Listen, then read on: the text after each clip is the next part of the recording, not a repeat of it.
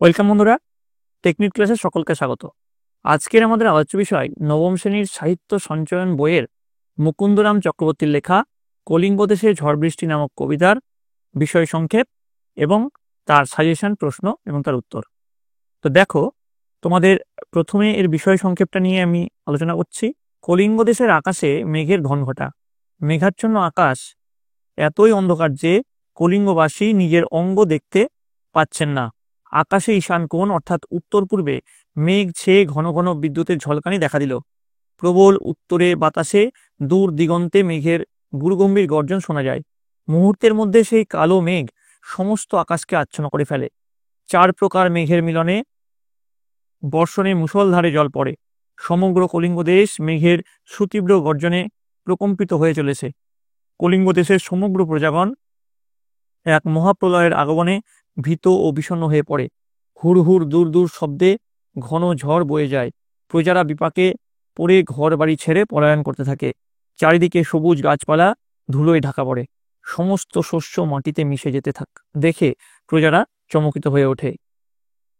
ঝড় বৃষ্টির প্রবল তাণ্ডবে মনে হয় যেন চার মেঘে 8 গজরাজ জল বর্ষণ করে চলেছে। ঘন বিদ্যুতের ঝলকানির মাঝে যেন ব্যাঙের মতো লাফিয়ে লাফিয়ে বাজ পড়ছে। বিশাল আকারের কোনো হাতি যেন তার সুর দিয়ে সামনে জলবর্ষণ করে চলেছে। অবিরাম জলে মগ্ন ধরার পথ যেন কোথায় হারিয়ে গেছে। চার মেঘের ঘনঘোর গর্জনে কোনো মানুষই আর কোনো কথা শুনতে পাচ্ছে না। দিন রাত ও সন্ধ্যার পার্থক্য দূর হয়ে শুধুই অন্ধকার ছেয়ে থাকে কলিঙ্গ দেশে।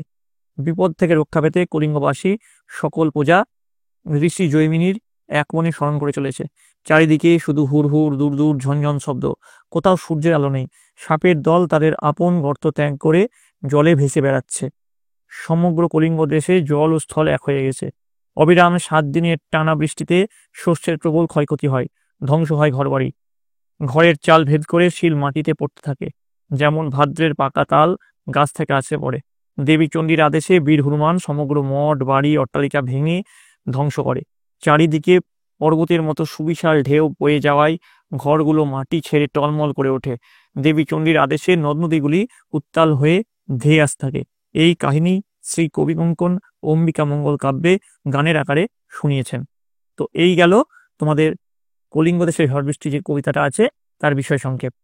এবার দেখো, তোমরা প্রথমে এর এমসিকিউ যে প্রশ্নগুলো আছে সেই এমসিকিউ প্রশ্নগুলো দেখে নাও। প্রথমে দেখো কি প্রশ্ন আছে, মেঘ কোথায় উচ্চনাদে ডাকে? অপশন আছে অট্টালিকা পড়ে, কলিঙ্গে, গুজরাটে নাকি গগনমণ্ডলে। উত্তর হচ্ছে গগনমণ্ডলে। নেক্সট প্রশ্ন, চারিদিকে মেঘে জল দিয়েছিল চারি গজরাজ, শত গজরাজ, অষ্ট গজরাজ নাকি সপ্ত গজরাজ। উত্তর হচ্ছে অষ্ট গজরাজ। নেক্সট প্রশ্ন, কি উল্টে পড়ে? শস্য নাকি পাথরের মূর্তি নাকি গাছপালা নাকি ঘরবাড়ি। উত্তর হচ্ছে শস্য। পরের প্রশ্ন, মঠ অট্টালিকা খান খান করে কে ভেঙে দিল? চণ্ডী, গজরাজ, প্রবল ঝড়, হনুমান। উত্তর হচ্ছে হনুমান। নেক্সট প্রশ্ন, কেন অন্ধকার হয়েছে? উত্তর লিখবে গ্রহণ লেগেছে, সূর্য ডুবে গেছে, মেঘ ঢেকে গেছে বলে নাকি রাত্রি হয়েছে বলে। উত্তর হচ্ছে মেঘ ঢেকে গেছে বলে। কলিঙ্গ দেশে কতদিন ধরে বৃষ্টি হয়েছিল? অপশন আছে 2 দিন, 7 দিন, 4 দিন, 10 দিন। উত্তর লিখবে তোমরা 7 দিন। নেক্সট প্রশ্ন, চণ্ডীর আদেশ কে পেয়েছিল?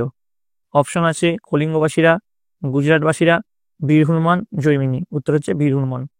নেক্সট প্রশ্ন, সঘনে চিকুর পড়ে। চিকুর শব্দের অর্থ কি? অপশন আছে নারকেল, তাল, বাজ, বিদ্যুৎ। উত্তর হচ্ছে বিদ্যুৎ। পরের প্রশ্নে, ঈশানে উড়িল মেঘ সঘনে। বরিশন, জলদ, মেঘ, চিকুর। উত্তর হচ্ছে চিকুর। নেক্সট প্রশ্ন, চাল বিদরিয়া কি পড়ছে? তাল, ডাব, বরফ নাকি শিলা। উত্তর হচ্ছে শিলা। নেক্সট প্রশ্ন, অম্বিকা মঙ্গল গান কে গেয়েছেন? তো এর যেটা সঠিক উত্তর সেটা হবে শ্রী কবি কঙ্কন।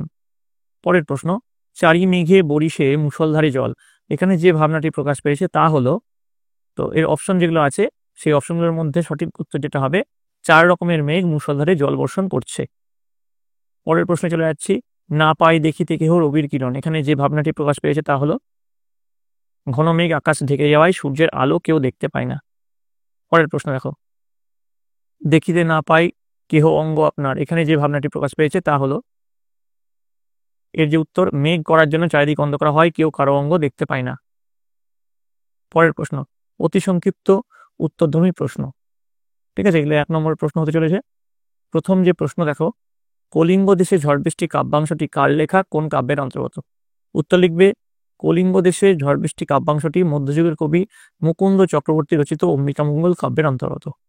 পরের প্রশ্ন, মুকুন্দ চক্রবর্তী রচিত চণ্ডীমঙ্গল কাব্যটি অন্য কি নামে পরিচিত? মুকুন্দ চক্রবর্তী রচিত চণ্ডীমঙ্গল কাব্যটি অভয়ামঙ্গল, চণ্ডিকামঙ্গল, কবিকঙ্কন চণ্ডী, অম্বিকা কাঙ্গাল প্রভৃতি নামেও পরিচিত। নেক্সট প্রশ্নে চলে যাচ্ছি, মুকুন্দ চক্রবর্তী রচিত চণ্ডীমঙ্গল কাব্যটি কটি খণ্ড ও কি? উত্তর লিখবে, চণ্ডীমঙ্গল কাব্যটির 2টি খণ্ড, যথা আখেতিক খণ্ড এবং বণিক খণ্ড। পরের প্রশ্ন, মুকুন্দ চক্রবর্তী কোন সময়কালীন কবি ছিলেন? উত্তর লিখবে, মুকুন্দ চক্রবর্তী ছিলেন 16শ শতকের কবি। বাংলা সাহিত্যের যুগ বিভাজনের ধারায় তিনি মধ্যযুগের কবি। পরের প্রশ্ন, মেঘে কইল অন্ধকার, কিভাবে কোথায় অন্ধকার হয়েছিল? উত্তর লিখবে, কলিঙ্গ দেশে ঘন মেঘে আকাশ আচ্ছন্ন হয়ে অন্ধকার নেমে এসেছিল। পরের প্রশ্ন, দেখিতে না পায় কেহ অঙ্গ আপনার, কলিঙ্গবাসী নিজের অঙ্গ দেখতে পাচ্ছে না কেন? এর উত্তরে লিখবে, সমগ্র আকাশ ঘন কালো মেঘে আচ্ছন্ন হওয়ায় কলিঙ্গ দেশ অন্ধকারে ঢেকে গিয়েছিল, ফলে কলিঙ্গ দেশের প্রজারা নিজেদের অঙ্গ দেখতে পাচ্ছিল না। নেক্সট প্রশ্ন, 7 নম্বর, প্রলয় গণিয়া প্রজা ভাবয়ে বিষাদ, মন্তব্যটির অর্থ লেখো। অথবা প্রশ্নটা এইভাবেও আসতে পারে, কলিঙ্গের প্রজাদের মন বিষাদগ্রস্ত কেন? এর উত্তরে লিখবে, চারিদিক মেঘে ঢাকা অবস্থায় মুষলধারে বৃষ্টিপাতের সঙ্গে ঘন ঘন মেঘের ডাকে প্রজারা ভয়াবহ বিপদের আশঙ্কায় বিষাদগ্রস্ত হয়ে পড়েছে। পরের প্রশ্ন, হর হর দূর দূর বহে ঘন ঝড়, উক্তিটির তাৎপর্য কি? উত্তর লিখবে, উদ্যাংশতে কলিঙ্গ দেশে মেঘের প্রবল গর্জন এবং মুষলধারে বৃষ্টিপাতের সঙ্গে যে প্রচণ্ড ঝড় হচ্ছিল তার ভয়ানক রূপ প্রকাশ পাচ্ছে। পরের প্রশ্ন, বিপাকে ভবন ছাড়ি প্রজা দিল রড়, কোন বিপাকে পড়ে প্রজারা পালিয়েছিল? উত্তর লিখবে, মুষলধারায় বৃষ্টিপাতের সঙ্গে ভয়ঙ্কর ঝড়ের তাণ্ডবে আসন্ন পদ্মে প্রজারা নিজেদের ঘরবাড়ি ছেড়ে পালিয়েছিল। পরের প্রশ্ন, শ্রী কবিকঙ্কন কার উপাধি? উত্তর লিখবে, শ্রী কবিকঙ্কন কবি মুকুন্দ চক্রবর্তীর উপাধি। পরের প্রশ্নে চলে আসবো, ধুলে যাচ্ছাদিত হইল যে ছিল হরিত, লাইনটার অর্থ লেখো। ধুলে যাচ্ছাদিত হইল যে ছিল হরিত, লাইনটির অর্থ হলো সবুজ শস্যক্ষেত ধুলে ঢেকে গেল। প্রজা চমকিত হলো কেন? উত্তর লিখবে, বিধ্বংসী ঝড় বৃষ্টির তাণ্ডবে সমগ্র কলিঙ্গ দেশ ধুলোয় ঢেকে যায় এবং প্রবল দুর্যোগে শস্যক্ষেতের ফসল নষ্ট হয়ে যাওয়ায় প্রজারা চমকিত হয়। পরের প্রশ্ন, চারি মেঘে জল দেয় অষ্ট গজরাজ, চারি মেঘ এর নাম লেখো। চারি মেঘ হলো সম্বর্ত, আবর্ত, পুকুর এবং দ্রোণ। পরের প্রশ্ন, চারদিকে মেঘে জল দেয় কারা? কলিঙ্গ দেশে প্রবল ঝড় বৃষ্টির সময় চারিদিকে মেঘে জল দিয়েছিল অষ্টগজরাজ বা 8টি শ্রেষ্ঠ হাতি। পরের প্রশ্ন, জলধারার সঙ্গে কিসের তুলনা করা হয়েছে? জলধারার প্রবল বর্ষণকে হাতির সুর দিয়ে জল তোলার সঙ্গে তুলনা করা হয়েছে। যেগুলো স্পেলিং মিস্টেক আছে এগুলো টাইপিং এর জন্য হয়েছে, তোমরা ঠিক করে নিও। পরের প্রশ্ন, কলিঙ্গবাসী জৈমিনীকে স্মরণ করে কেন? উত্তর লিখবে, কলিঙ্গবাসী ঝড় বৃষ্টির সঙ্গে প্রবল বজ্রপাতের হাত থেকে নিস্তার পেতে ঋষি জৈমিনীকে স্মরণ করেছে। পরের প্রশ্ন, কলিঙ্গ দেশে রবির কিরণ দেখতে না পাওয়ার কারণ কি? উত্তর লিখবে, কলিঙ্গ দেশে ঘন কালো মেঘের আড়ালে সূর্য ঢাকা পড়ে যাওয়ায় এবং প্রবল বর্ষণে দৃষ্টিপথ আচ্ছন্ন হওয়ায় রবির কিরণ দেখা যায় না। নেক্সট প্রশ্নে চলে যাচ্ছি, গর্ত ছেড়ে কে ভেসে বেড়ালো? উত্তর লিখবে, কলিঙ্গ দেশে ঝড় বৃষ্টি কবিতায় গর্ত ছেড়ে ভুজঙ্গ অর্থাৎ সাপ জলে ভেসে বেড়ালো। পরের প্রশ্ন, ভাদ্রপদ মাসে যেন পড়ে থাকা তাল, কোন বিষয়ের সাথে এরূপ তুলনা করা হয়েছে?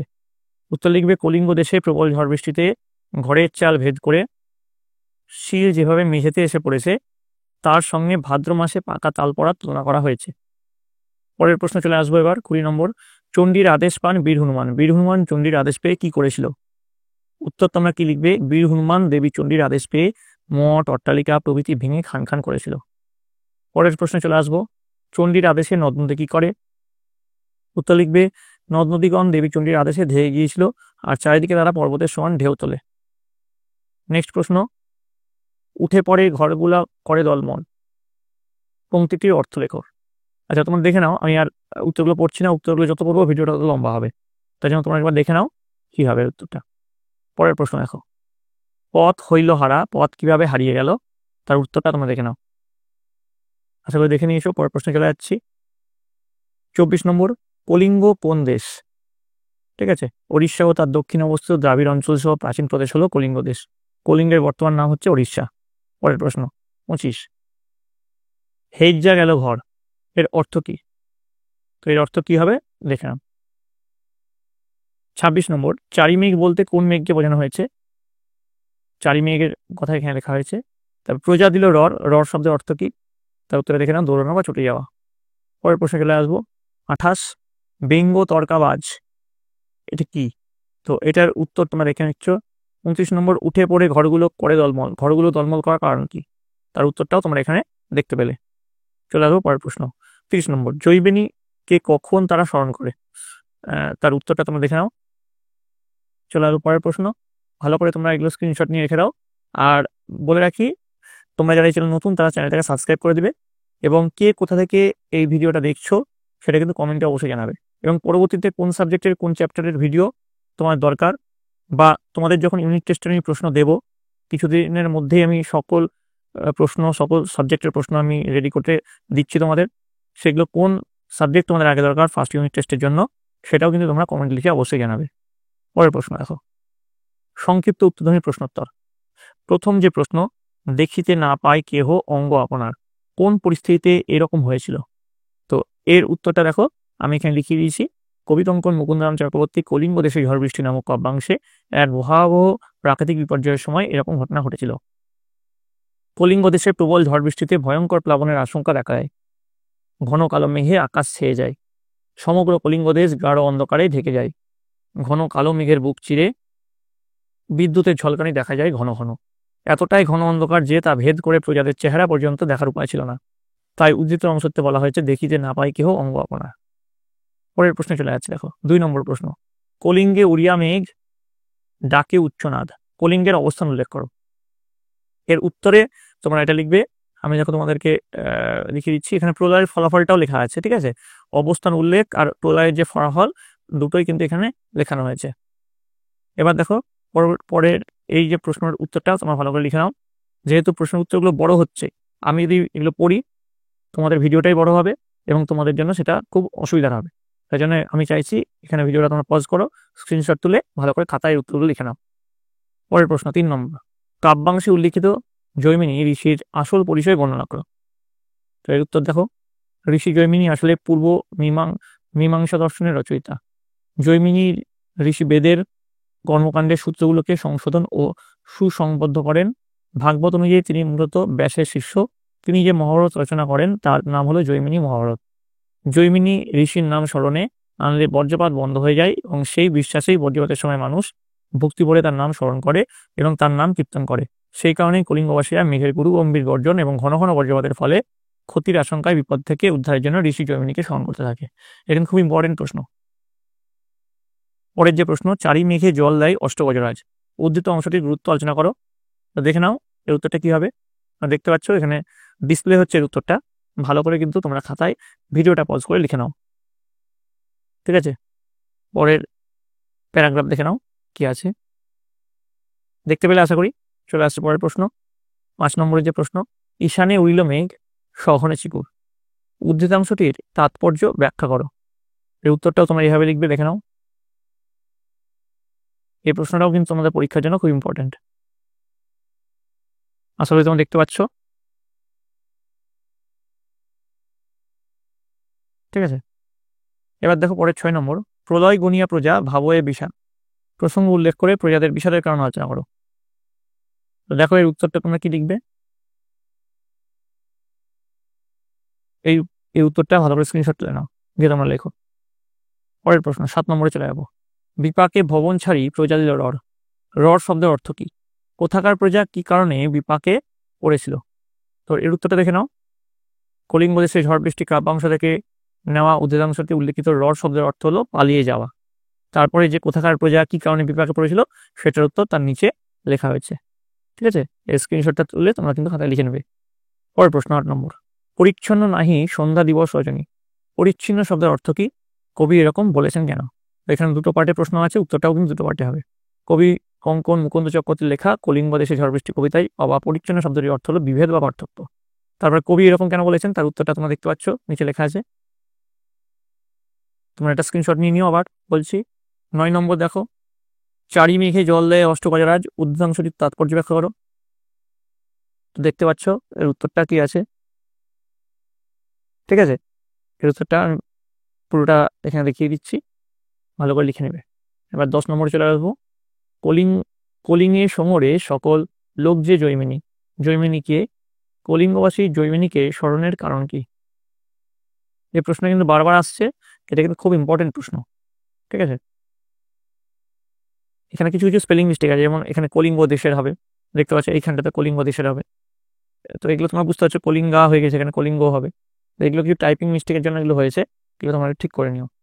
পরের প্রশ্ন দেখো, রচনাধর্মীর প্রশ্ন, এগুলো তোমাদের বড় প্রশ্ন থাকছে।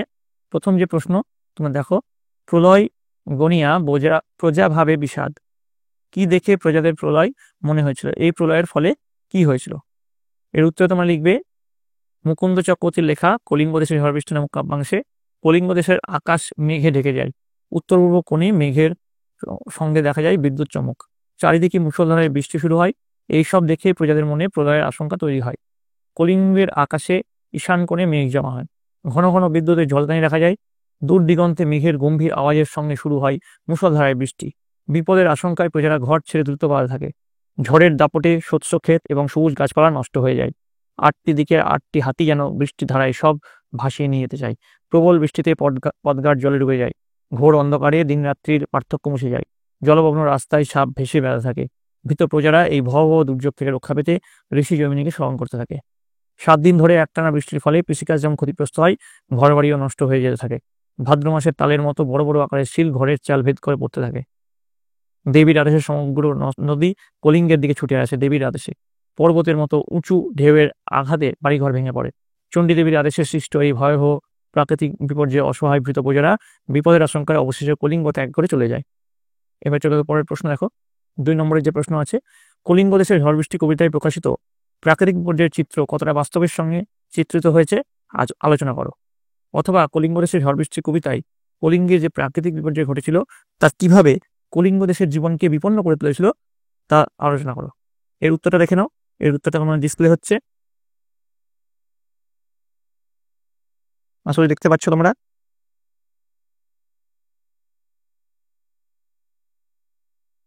দেখো, আচ্ছা এটা একসঙ্গে আমি ডিসপ্লে করে দিচ্ছি।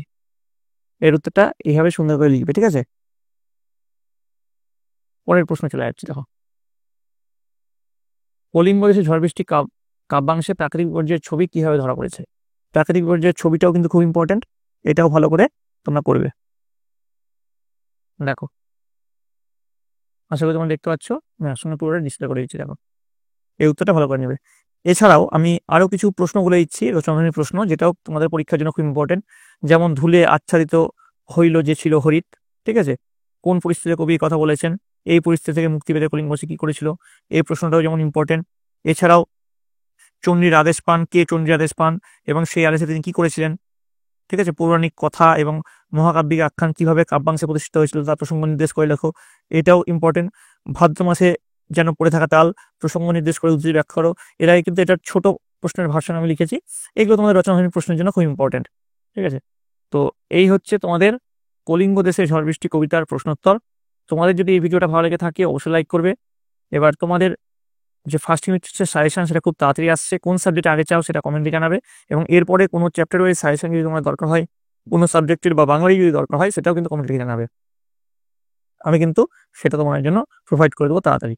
তোমরা কে কোথা থেকে দেখছো সে কমেন্টের নিচে সেখানে তোমাদের নাম, কে কোথা থেকে দেখছো সেটা কিন্তু লিখবে। তো তোমরা সকলে নতুন বই পেয়েছো, তোমরা সকলে ভালো করে পড়াশোনা করো, তোমরা ভালো থাকো, তোমরা সুস্থ থাকো।